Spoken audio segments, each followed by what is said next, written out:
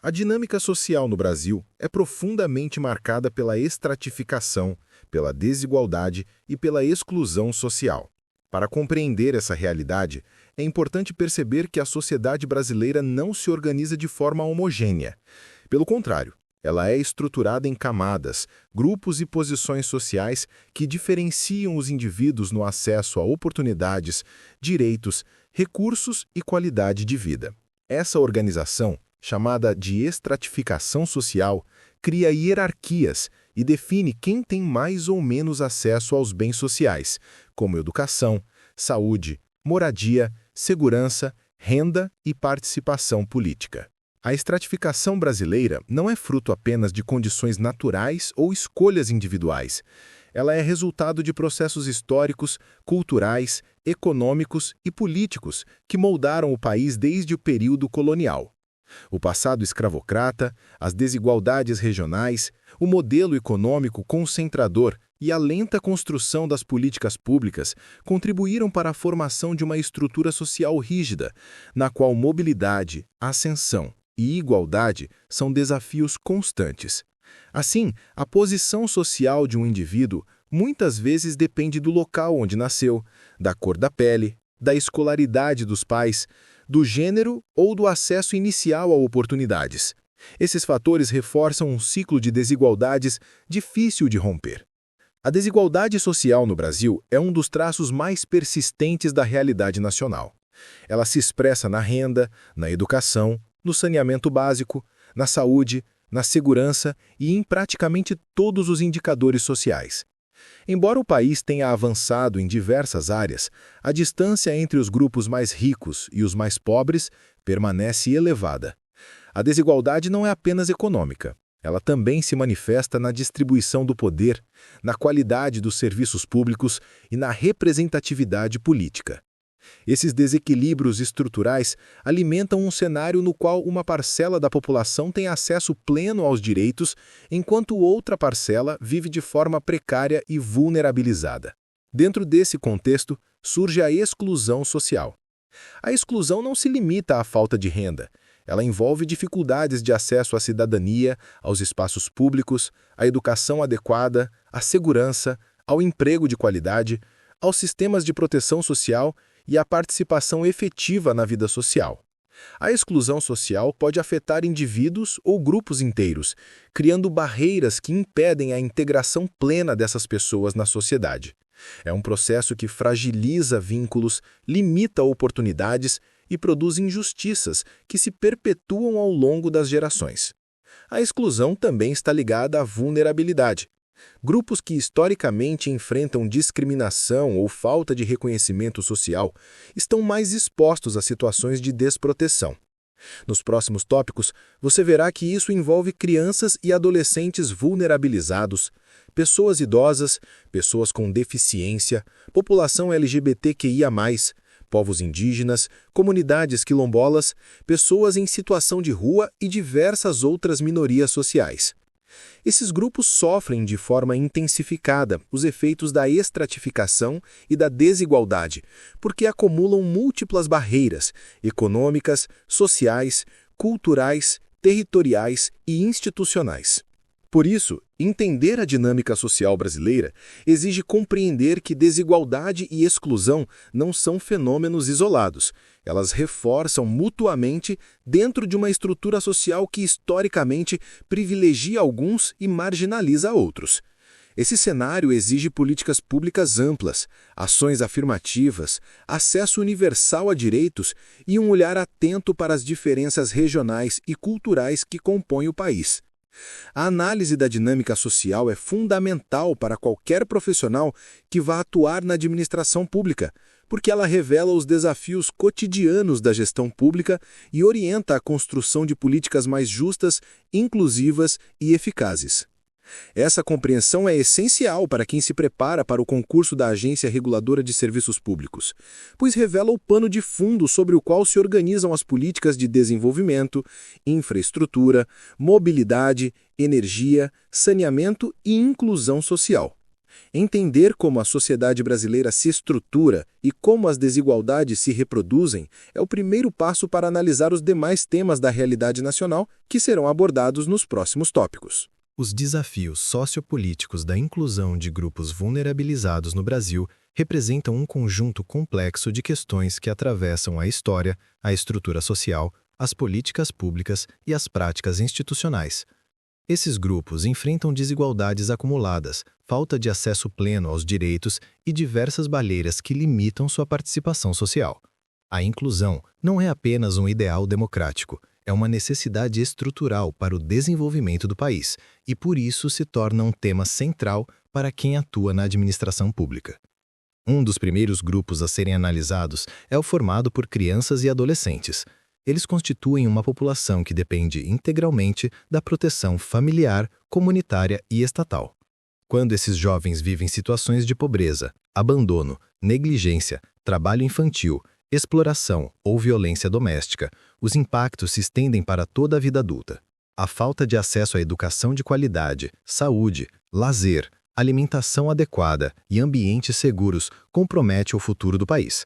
A proteção integral prevista no Estatuto da Criança e do Adolescente exige políticas articuladas, investimentos contínuos e atuação conjunta entre governo, sociedade civil e instituições de justiça. Não se trata apenas de combater a violação de direitos, mas de garantir condições reais para o desenvolvimento pleno dessa população. Outro grupo importante é o das pessoas idosas. O envelhecimento da população brasileira traz desafios significativos. Muitos idosos enfrentam isolamento social, dificuldades de acesso à saúde, violência doméstica, abandono e falta de condições adequadas de moradia. Além disso, há uma parcela que continua trabalhando informalmente para garantir a própria subsistência. A inclusão desse grupo exige políticas que promovam autonomia, participação social, acessibilidade, cuidados de longo prazo, segurança de renda e respeito à dignidade. A proteção da população idosa não é somente um desafio social, mas também um desafio econômico e cultural em um país em rápida transição demográfica. O grupo LGBTQIA+, enfrenta desafios específicos que vão desde discriminação, violência e exclusão, até o não reconhecimento pleno de direitos. Essas pessoas lidam com barreiras no mercado de trabalho, na escola, no acesso à saúde e na convivência social. Muitas vezes, a falta de políticas efetivas e de proteção institucional amplia esses riscos. Quando há violência motivada por preconceito, o impacto é profundo e compromete tanto a integridade física quanto a psicológica das vítimas. A inclusão desse grupo exige políticas públicas que promovam igualdade de direitos, segurança, respeito à identidade e garantia de atendimento adequado nos serviços essenciais. As pessoas com deficiência também enfrentam barreiras importantes. A dificuldade não está apenas na limitação funcional, mas no modo como a sociedade organiza seus espaços, estruturas e relações. A ausência de acessibilidade urbana e digital, o transporte inadequado, escolas despreparadas, ambientes de trabalho excludentes de práticas discriminatórias tornam a vida das pessoas com deficiência mais difícil do que deveria ser. A inclusão verdadeira exige eliminar barreiras arquitetônicas, comunicacionais e sociais, além de garantir tecnologia assistiva, educação inclusiva e políticas de empregabilidade que valorizem suas capacidades. A população em situação de rua é um dos grupos mais vulneráveis do país. Essas pessoas vivem em extrema precariedade, sem acesso adequado à moradia, alimentação, higiene, documentação, saúde, trabalho e proteção. As causas dessa situação são variadas: desemprego, pobreza, dependência química, conflitos familiares, ausência de políticas habitacionais e desigualdades históricas. A inclusão desse grupo exige muito mais que assistência emergencial. Requer políticas de habitação, saúde mental, reinserção social, acesso à renda e combate ao estigma. É um desafio que envolve múltiplas instituições e demanda ações continuadas. Os povos indígenas enfrentam desafios relacionados à preservação de seus territórios, culturas, línguas e modos de vida. A pressão sobre terras tradicionais, conflitos com atividades econômicas, discriminação e dificuldades de acesso a serviços públicos adequados revelam uma realidade de profunda vulnerabilidade. A inclusão dos povos indígenas não significa sua assimilação forçada, mas o respeito às diferenças culturais, a autonomia comunitária e a garantia de seus direitos originários. As comunidades quilombolas, assim como outras minorias étnicas e culturais, enfrentam desafios semelhantes. A luta por reconhecimento, regularização de territórios, acesso a políticas públicas e garantia de igualdade social ainda é marcada por atrasos e disputas. Essas comunidades muitas vezes convivem com pobreza, isolamento, falta de infraestrutura e violações históricas que impedem seu pleno desenvolvimento. Além desses grupos, existem diversas outras minorias sociais que enfrentam exclusão devido a fatores como classe, raça, gênero, orientação, território ou condição econômica. A lógica da vulnerabilidade é múltipla e acumulativa. Quanto mais marcadores de exclusão uma pessoa possui, maior a sua dificuldade de acesso aos direitos. Os desafios sociopolíticos da inclusão, portanto, envolvem enfrentar desigualdades estruturais, combater discriminações, promover políticas intersetoriais, fortalecer os serviços públicos e garantir que a administração pública atue com equidade e justiça social. Para o servidor público, compreender essas dinâmicas é essencial para desenvolver políticas eficazes, avaliar impactos sociais e atuar de forma ética no atendimento à população. O desenvolvimento econômico no Brasil é marcado por profundas contradições históricas. Desde o período colonial, a economia brasileira se estruturou de forma concentradora, baseada na exploração de recursos naturais e em relações sociais desiguais. Mesmo com a industrialização ao longo do século XX e com a expansão do setor de serviços nas últimas décadas, a renda e a riqueza continuam altamente concentradas em pequenos grupos, enquanto grande parte da população enfrenta dificuldades para acessar oportunidades econômicas, educação de qualidade e serviços públicos essenciais. Essa concentração reflete, entre outros fatores, a persistência de modelos produtivos dependentes, a desigualdade de acesso à terra e a um sistema tributário regressivo, que pesa mais sobre os mais pobres.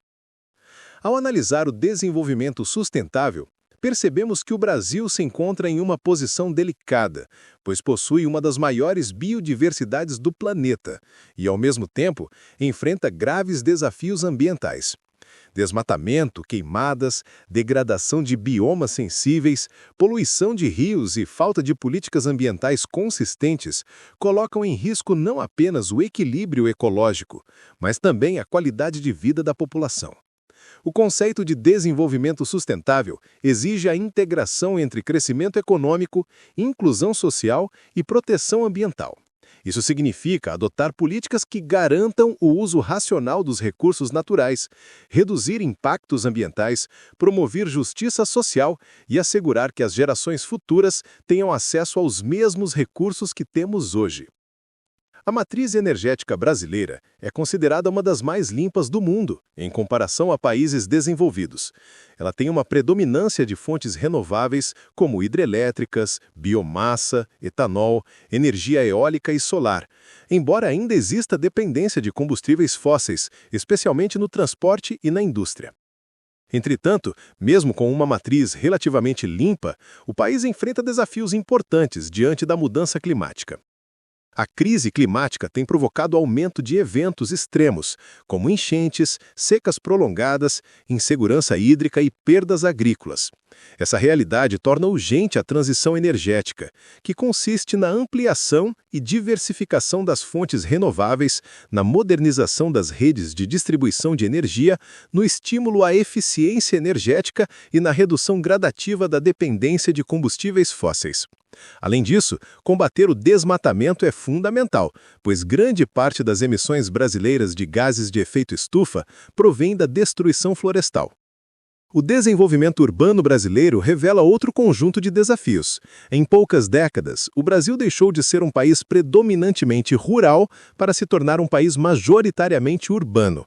Esse processo ocorreu de forma acelerada e muitas vezes desordenada.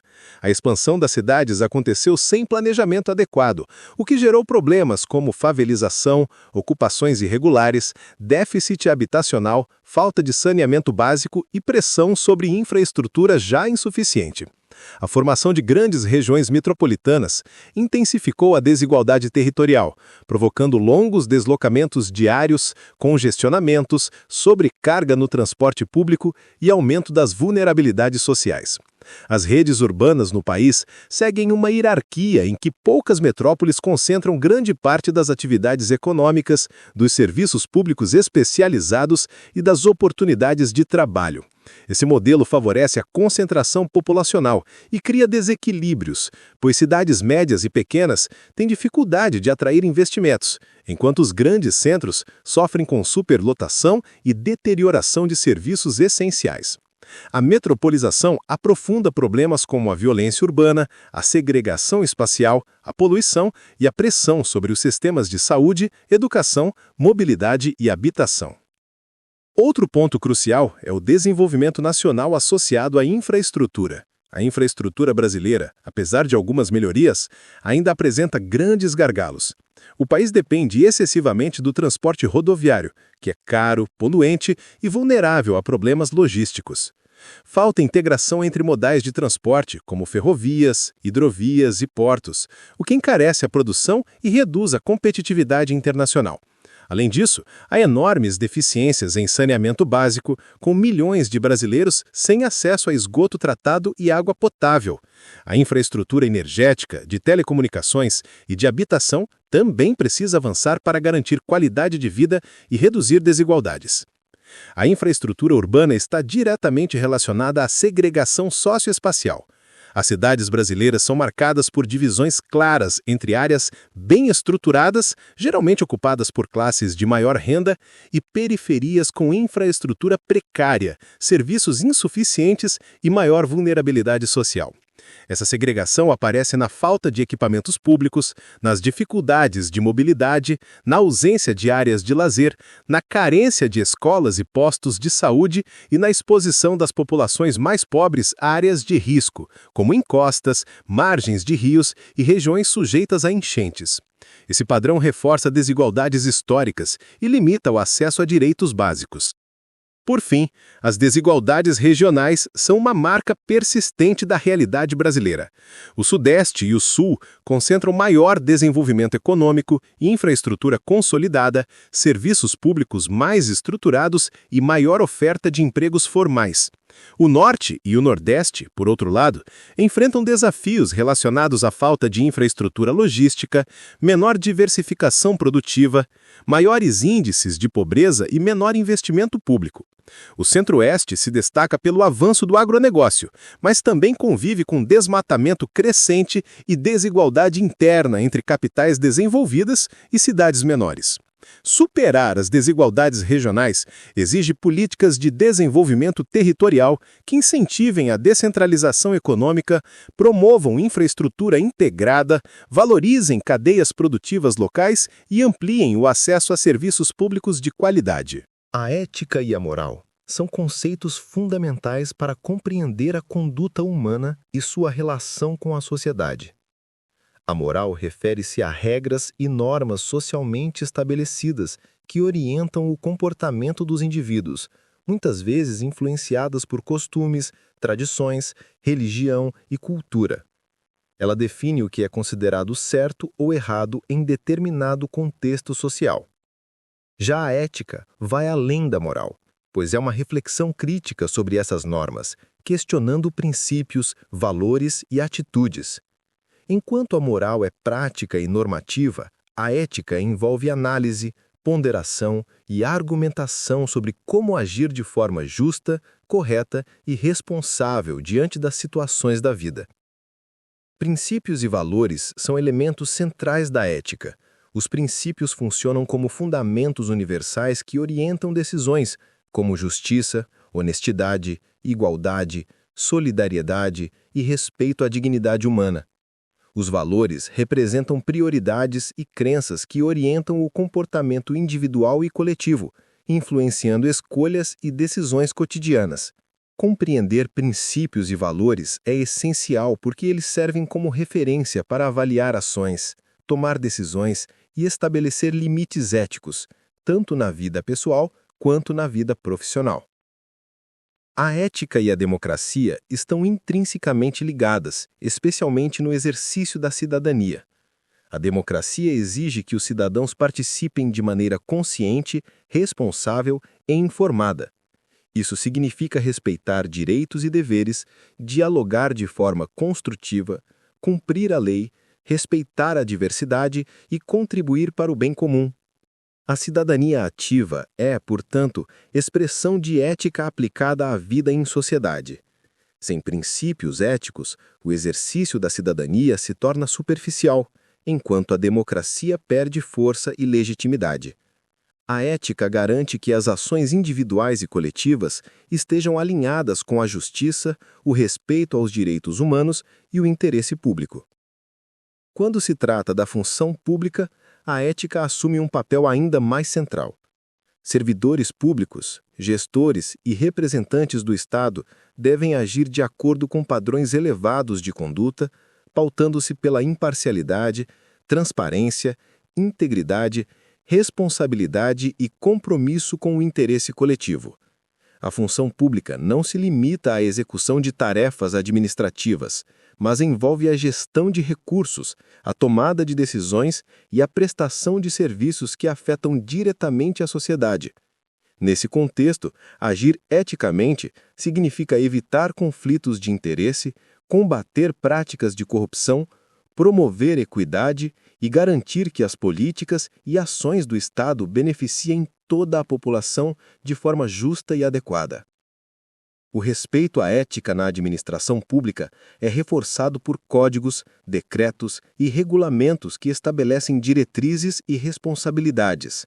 No Estado de São Paulo, por exemplo, existe um conjunto de normas que orienta o comportamento dos servidores, determinando padrões de conduta, responsabilidades funcionais e medidas de prevenção à corrupção e ao abuso de poder. Essas regras não têm caráter punitivo apenas, mas também educativo, pois buscam formar uma cultura de ética, integridade e respeito ao interesse público. Para quem atua na administração pública ou se prepara para concursos, conhecer e aplicar esses princípios é essencial não apenas para cumprir a lei, mas para atuar com legitimidade e confiança perante a sociedade. Em resumo, ética e moral não se limitam a conceitos teóricos.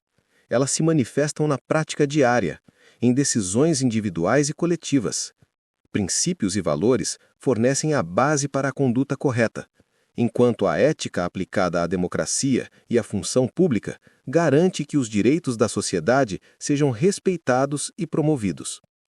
Para quem atua na administração pública ou se prepara para concursos, compreender e internalizar esses conceitos é crucial, porque a atuação ética define não apenas a credibilidade do servidor, mas também a qualidade das políticas públicas e a confiança da população nas instituições do Estado. O Decreto número 69.328, de 2025, aprovou o novo Código de Ética da Administração Pública Direta e Autárquica do Estado de São Paulo. Esse decreto estabelece que todos os agentes públicos estaduais devem pautar seu comportamento por princípios e valores que orientam a integridade, a moralidade, a impessoalidade, a legalidade, a publicidade, a eficiência, a finalidade, a motivação e a razoabilidade.